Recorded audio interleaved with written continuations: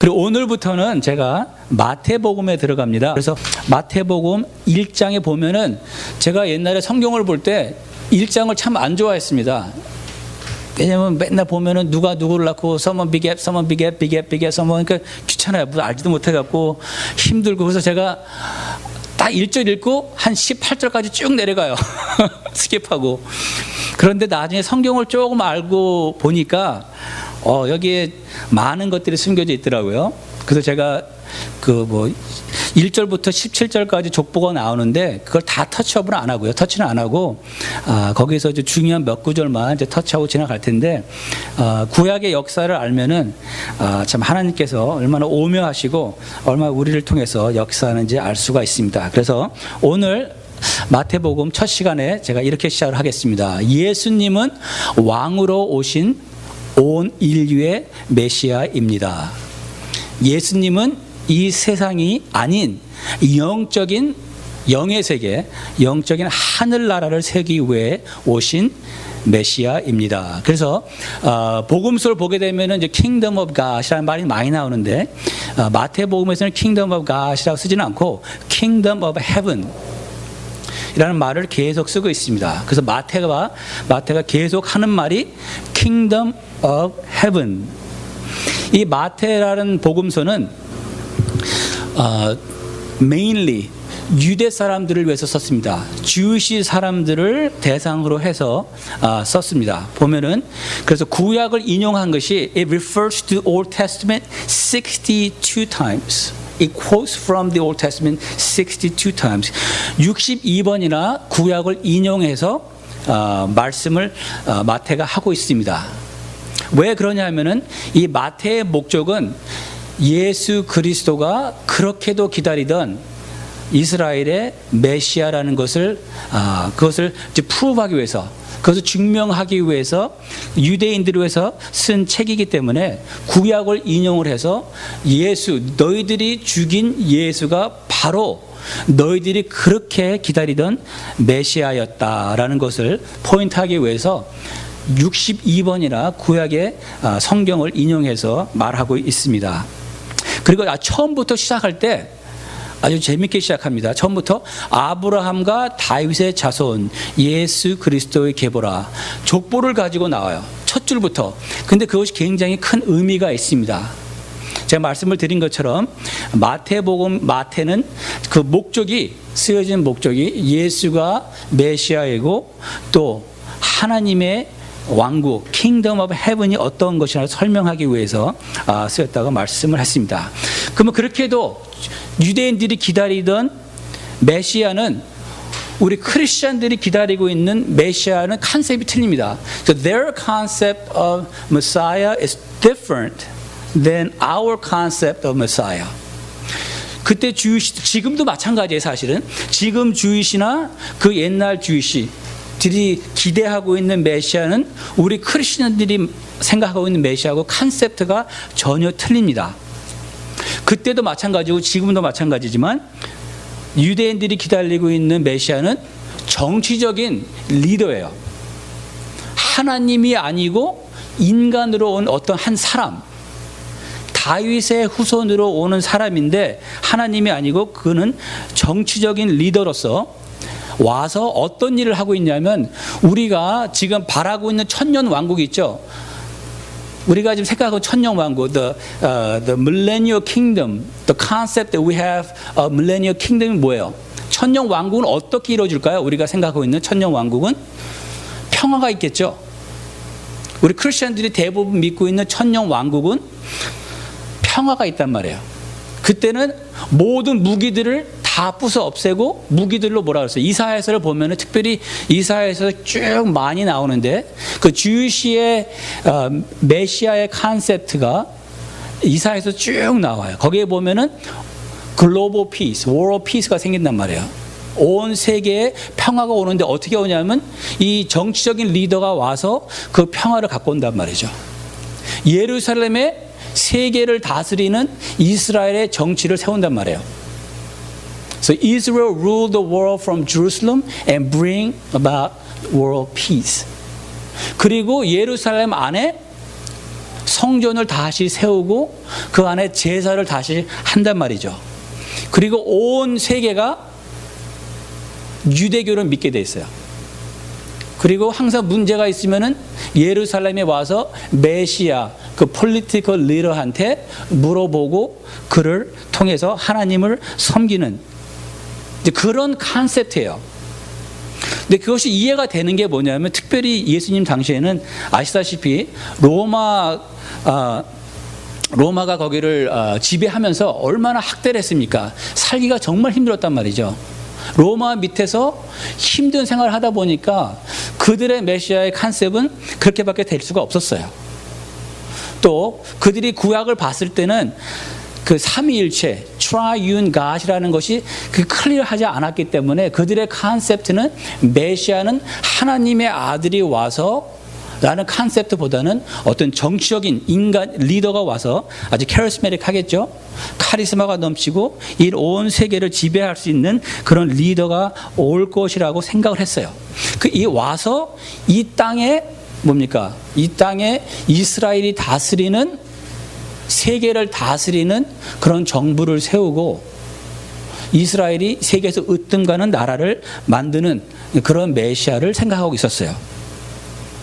그러니까 얼마나 틀립니까? 우리가 생각하는 메시아, 성경에서 말하는 메시아하고는 전혀 다른 컨셉트죠. 그들이 생각하는 메시아는 이 세상을 다스리는 이 세상을 포커스한 이스라엘의 왕이란 말이죠. 그들을 향하여서 이제 마태가 새로운 메시아의 컨셉트를 보여주고 있는 거예요. 마태복음을 통해서. 니들이 알고 있는 메시아는 그런 메시아가 아니고 메시아가 아니고 성경을 구약을 보면서 쭉 잘 다시 한번 해석을 하게 되면은 이 메시아는 하나님의 아들로서 오셔서 이 세상의 왕국을 세우는 것이 아니라 뭡니까?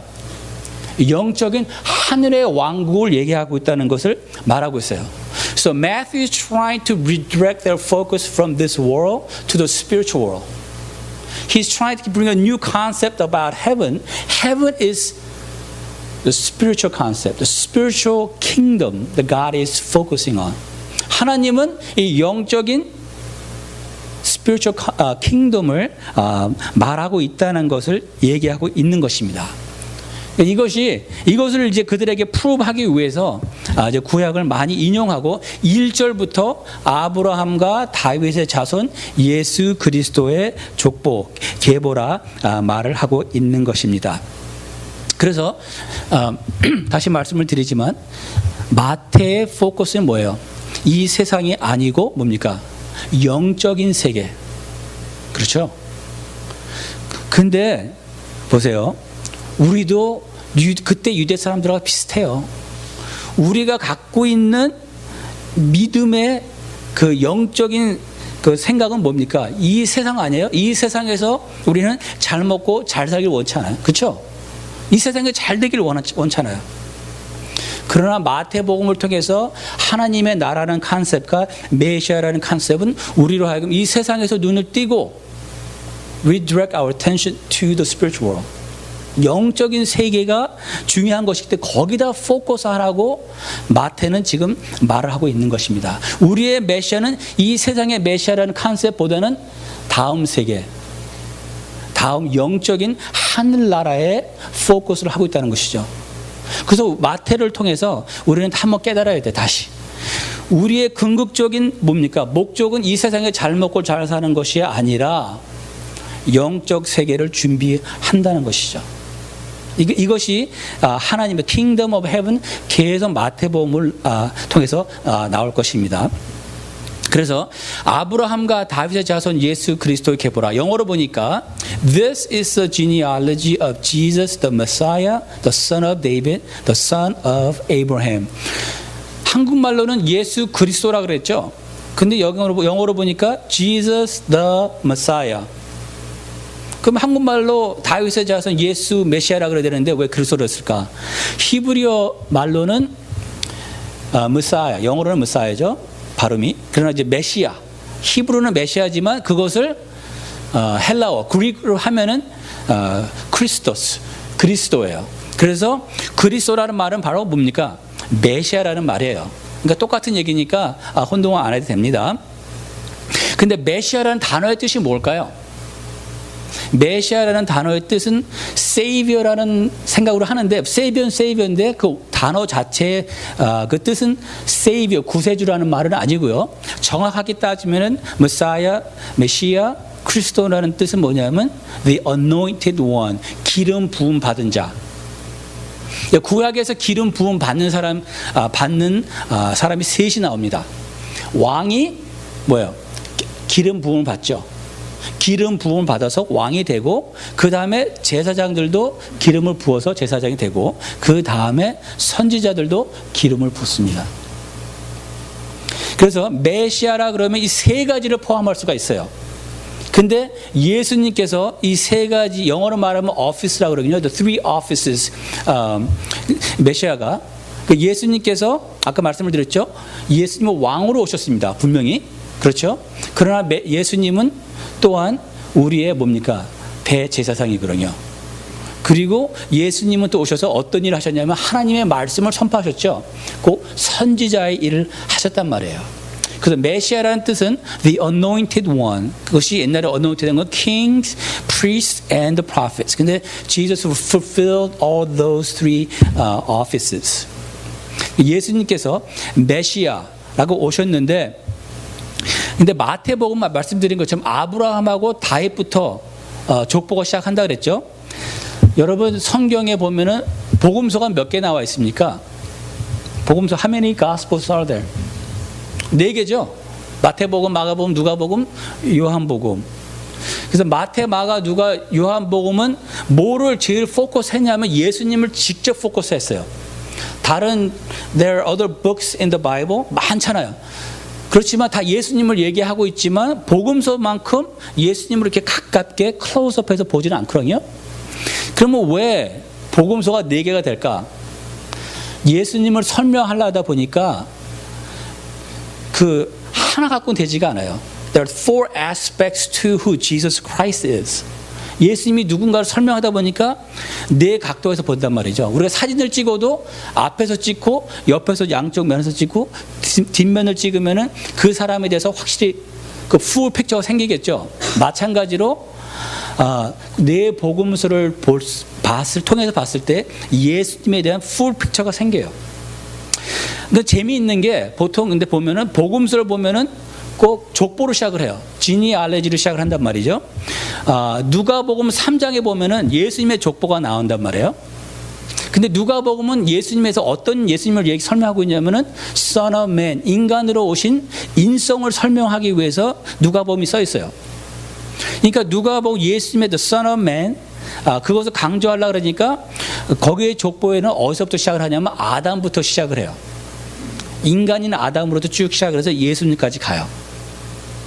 근데 요한복음은 왜 써졌냐면 예수님을 클로즈업 하는데 예수님이 누굽니까? 하나님이시잖아요. 하나님이 자신이니까 1장 1절에 어떻게 족보가 시작합니까? In the beginning was the Word was with God, the Word was God. 태초에 말씀이 계시니라. 그렇죠? 태초, 그 태초는 제가 볼 때는 창세기 1장 1절에 나온 태초하고 틀립니다. 어떤 신학자들과 목사님은 저 반대되는 말을 하는데 제가 볼 때는 창세기 1장 1절은 이 우주가 창조된 그 태초를 얘기하는 거고 요한복음 1장 1절에 나오는 태초는 하나님의 태초예요. Not that God had a beginning.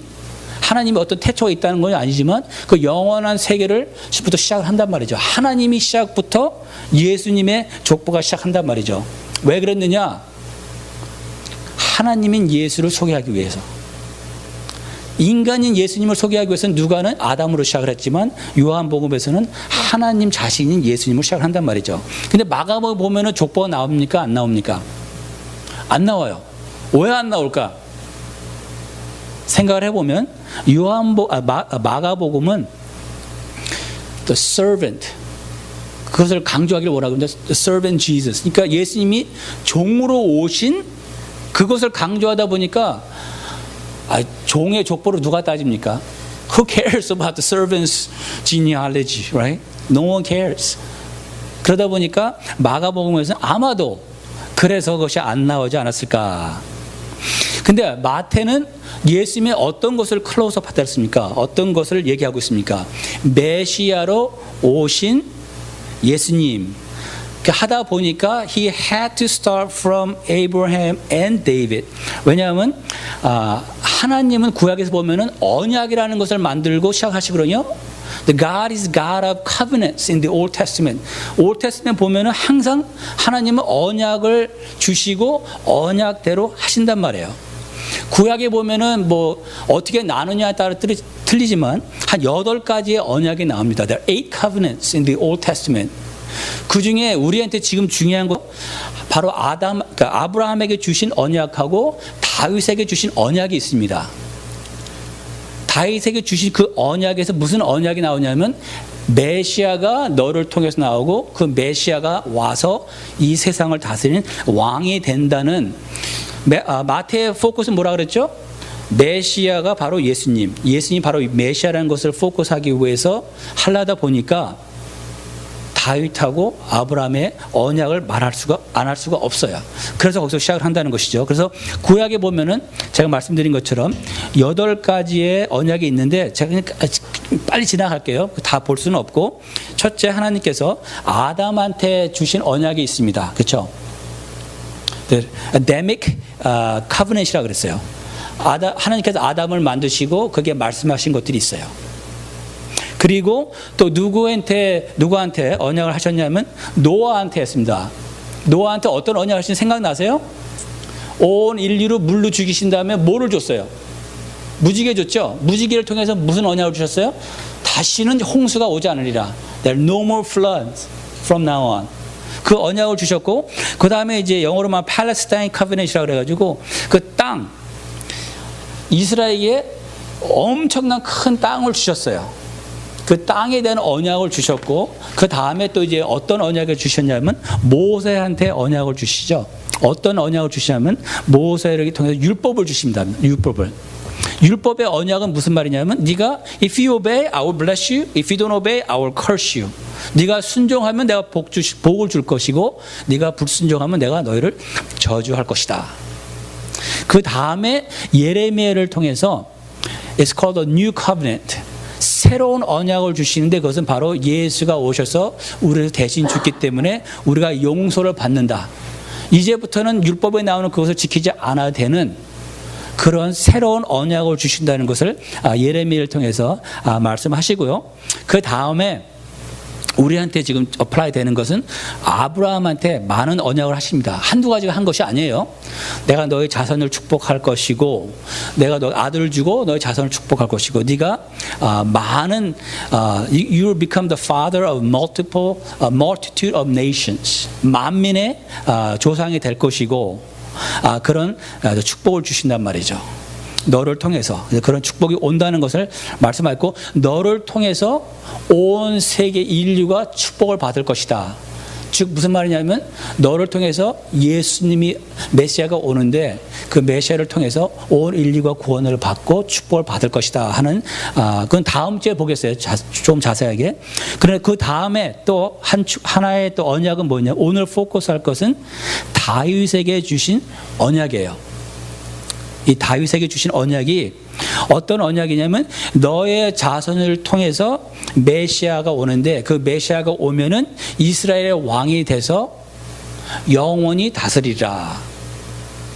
그 약속이 있기 때문에 마태가 1장 1절에 아브라함과 다윗의 자손 예수 그리스도의 족보 계보라는 말로 시작하는 것입니다. 그러면 어디에 다윗의 약속이 있냐면 언약이 있냐면 우리 사무엘 하 7장 볼까요? 사무엘 하 7장 12절하고 13절 16절을 한번 볼게요. 내 수완이 차서 지금 나단이라는 선지자가 바울에게 이제 하나님의 말씀을 전하는 겁니다.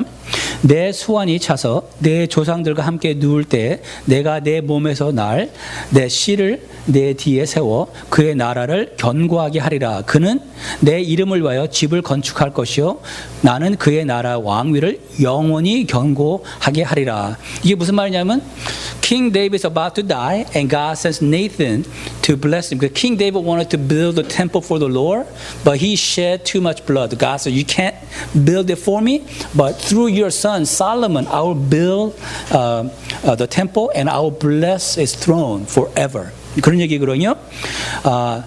다윗이 그 템플을 짓기를 원하는데 너무 피를 많이 흘렸기 때문에 너는 안 되고 너의 아들 솔로몬을 통해서 그 템플을 짓겠다.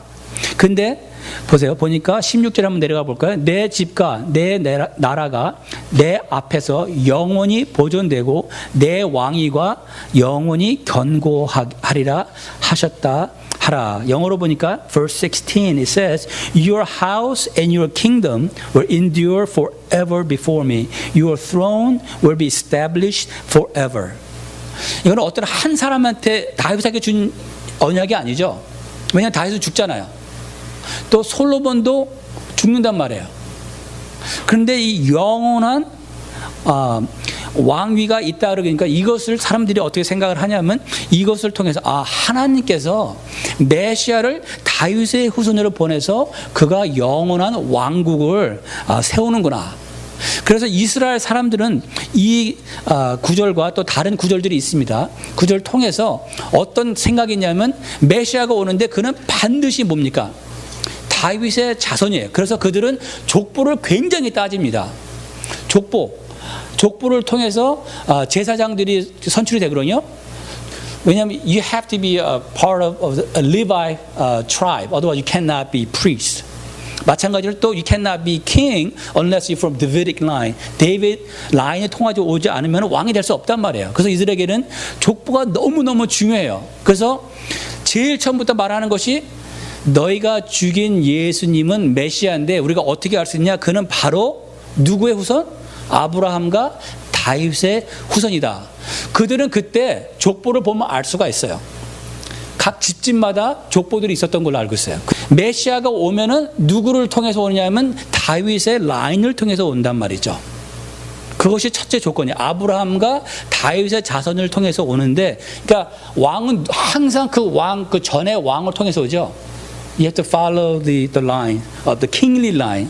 무조건 다른 라인으로 오는 것이 아니라 왕의 후손들이 계속 왕이 되는 것이죠. 그런데 문제가 하나 있습니다. 한번 11절 볼까요? 마태복음 1장 11절. 그러니까 마태복음 1장 1절에서 보면은 그러니까 다윗과 아브라함의 후손이요. 그리고 또 계속 누가 누구를 낳고 아브라함이 이삭을 낳고 이삭이 야곱을 낳고 쭉 나오죠. 11절까지 갑니다. 11절에 보면은 누가 누구를 낳고 갔는데 바벨론으로 사로잡혀 갈 때 이스라엘이 바벨론으로 쫓겨나갔죠. 한번 갈 때 요시야는 여고나와 그의 형제를 낳았느니라.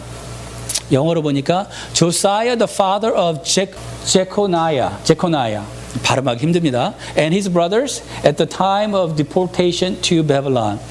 이 구절이 별 의미가 없죠. 무슨 구절인가? 근데 보니까 Josiah was a great king. 근데 그 아들이 엄청난 아주 악한 아들이 태어났어요. 그 이름이 뭐냐면 여고냐라는 사람이 태어났습니다. Jeconiah was wicked king. 아주 악한 왕이었단 말이에요.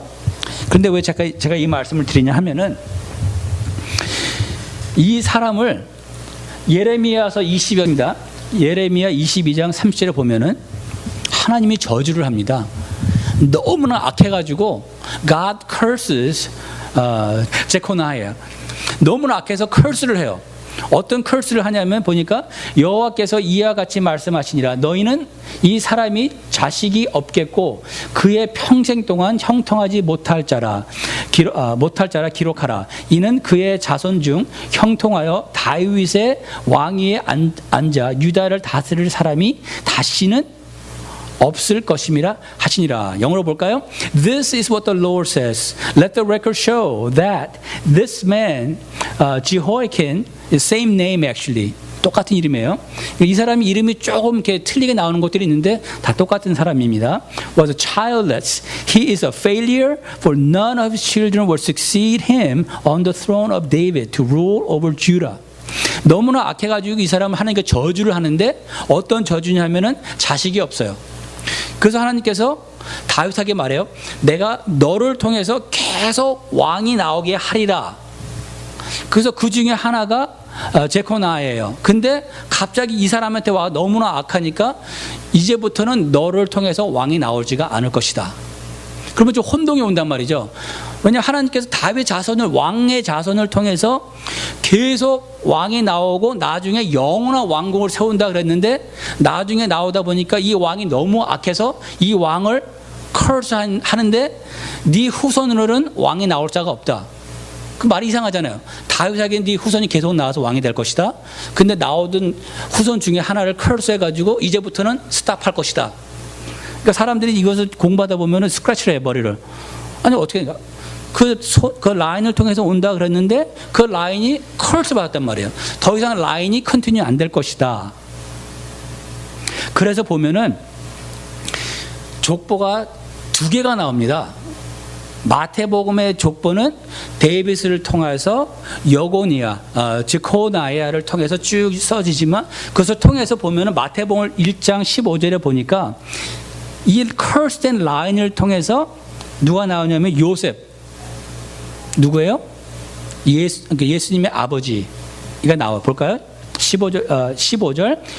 엘리웃은 엘리아사를 낳고 엘리아사는 마단을 낳고 마단은 야곱을 낳고 야곱은 마리아의 남편 요셉을 낳았으니 마리아께서 그리스도라 칭하는 예수가 나시니라. 그래서 이 curse 라인을 통해서 요셉이 있고 그 다음에 예수님이 있단 말이죠. 그러다 보니까 하나님께서 다른 족보를 누가복음에 줘요. 누가복음에 보면 족보가 나오는 데 있죠. 다윗이 아브라함도 나오고 다윗이 쭉 나와요. 그런데 다윗부터 족보가 갈려요. 오케이? 족보가 갈립니다. 그 누가복음 보면은 23절 볼까요? 누가복음 3장 23절. 제가 이거 그림을 보여드릴게요. 말로 들으면 굉장히 헷갈려요. 누가복음 3장 23절. 예수께서 가르치심을 시작할 때에 30세쯤 되니라. 사람들이 아는 대로 요셉의 아들이니 요셉 위는 헬리요, 그 위는 마따시요, 그 위는 레위요, 그 위는 멜기요, 그 위는 안나요, 그 위는 요셉이라 쭉 올라가서 다윗까지 올라가요. 그런데 여기를 보면은 제가 그림을 보면서 설명을 드릴게요. 그 마태복음 1장에 보면은 예수의 아버지는 뭐예요? 요셉이고 요셉의 아버지는 야곱이고 야곱의 아버지는 맏닷. 그렇게 돼요. 근데 누가복음을 보게 되면은 3장에 보니까 예수의 아버지는 요셉. 그렇죠? 근데 요셉의 아버지는 뭡니까? 헬리. 다음에 아버지가 틀리게 나온단 말이에요. 지니알로지 족보가 틀려요. 마태복음에 나오는 거고 이것이 이제 이것이 누가복음에 나오는 건데 여기까지 맞습니다. 아브라함부터 이삭부터 데이빗까지 딱 맞아요. 다윗까지는 딱 나오는데 여기서 갈라져요. 마태복음은 솔로몬을 통해서 나오고 아까 저주받은 왕을 통해서 나오고 이 라인을 통해서 요셉이 나와요. 근데 이것이 뭐예요? 킹리 라인, 왕 그 라인이란 말이에요. 그 왕이 되려면 메시아가 되려면 이 라인에서 나와야 돼요.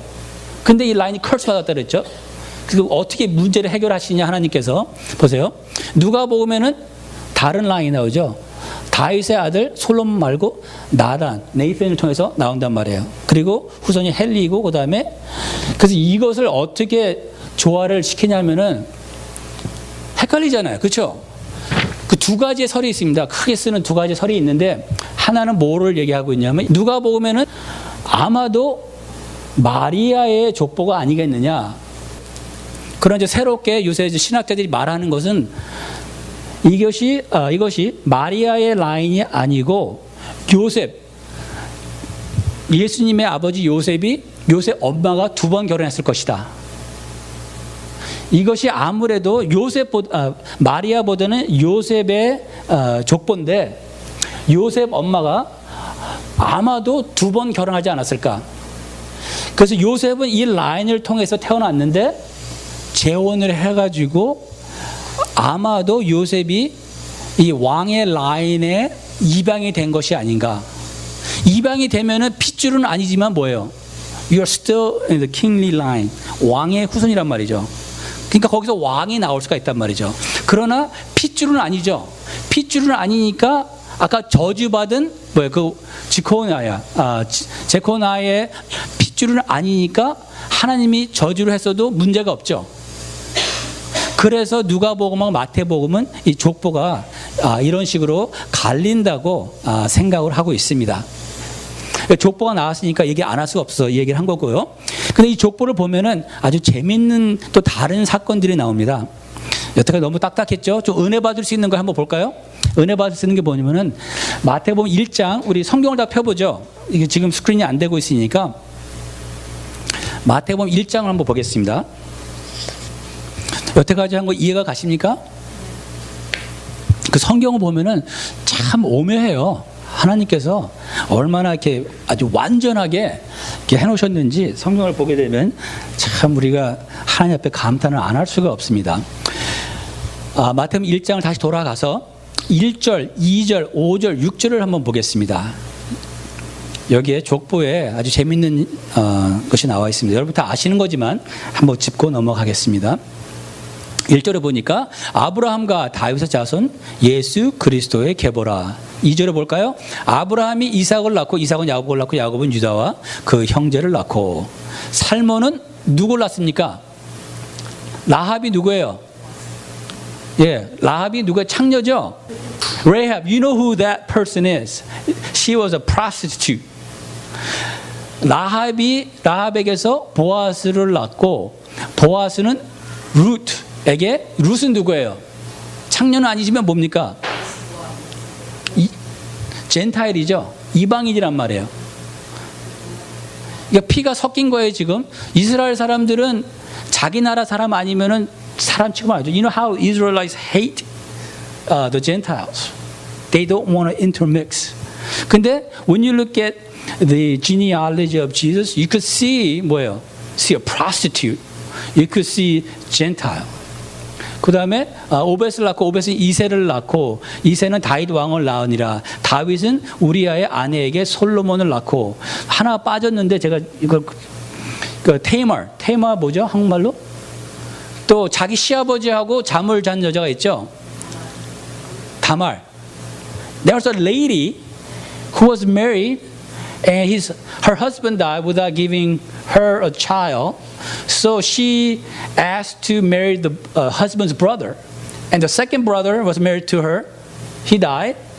And there was a third son, was very young. So the father-in-law did not want to give him to her. 왜냐하면 he lost 2 sons already. So if I give my third son, he will die too. So he was holding off on her. 그래서 안 줬더니 이 여자가 어떻게 했어요? She acted as a prostitute. Waited for the father-in-law to come. 그래서 father-in-law하고 you know what happened? 그래서 아기를 낳았단 말이에요. 근데 1장을 쭉 보면 여기는 안 나올지 모르겠지만 하여튼 1장에 보면 그 사람이 나와요. 예수님의 족보 안에 창녀가 있고 이방인이 있고 이상한 여자가 있단 말이에요. incest. 아주 someone who's pretty mentally sick, I think. 그런 사람들이 예수님의 족보 안에 있다는 것이 보세요. This is the reason why you could actually trust the Bible to be true. 보세요. 만약에 예수님이 정말 하나님이 아니고 이상한 사람들이 모여서 예수님을 추종하는 걸라 그러면은 if questionable characters come together to create a religion, they will usually come up with the fantastic stories or they embellish the stories to make their leader look good. 그렇잖아요? 자기의 메시아를 소개할 때 누가 이런 창피한 일을 집어넣겠어요? 안 집어넣으면 되지. 그래서 성경은 믿을 수가 있는 것 같아요. 성경이 있는 그대로 얘기하신단 말이죠. 그래서 근데 왜 이것을 인클루드 했느냐 하면은 예수님은 누가복음 5장 32절 마지막 구절에 보면 이렇게 나와 있죠. 예수님이 하시는 말씀입니다. 내가 의인을 부르러 온 것이 아니요 죄인을 불러 회개시키러 왔노라. I have not come to call the righteous, but sinners to repentance. 그러니까 예수님은 누구예요?